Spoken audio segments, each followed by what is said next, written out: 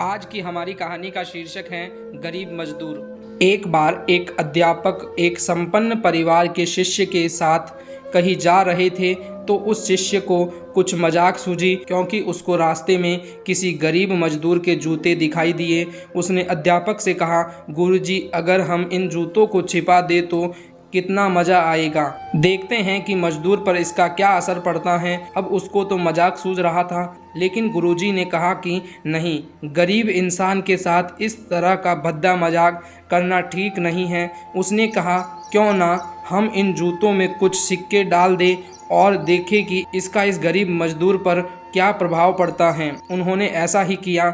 जैसे ही मजदूर अपना काम करके लौटा और उसने एक पांव अपने जूते में डाला तो उसको कुछ कठोर सा महसूस हुआ।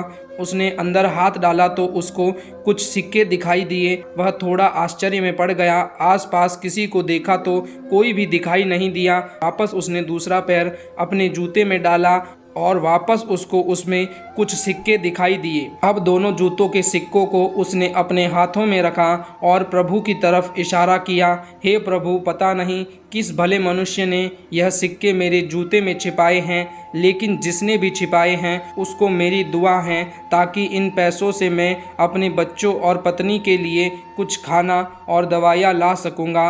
और इतना बोलकर वह चला गया। इस बात को शिष्य और अध्यापक दोनों सुन रहे थे।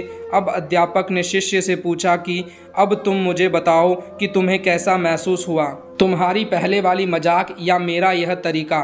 तो उसने कहा कि गुरुजी, मैं आपसे क्षमा चाहता हूँ। अब मुझे समझ आ गया है कि सच्ची खुशी किस चीज़ में है। जब हम किसी की मजाक उड़ाते हैं तो हमें कुछ पल का आनंद मिलता है, लेकिन इससे हमें बद्दुआ मिलती हैं। लेकिन अगर हम किसी की मुश्किल परिस्थितियों में मदद करते हैं और जिसकी भी हम मदद करते हैं उसको भी नहीं पता कि हमने उसकी मदद की है, लेकिन अंदर ही अंदर हमें पता है कि हमने उस इंसान की मदद की है, यही सच्ची खुशी है। जब हम दूसरों को खुशी देते हैं तो हमें सच्ची खुशी मिलती है।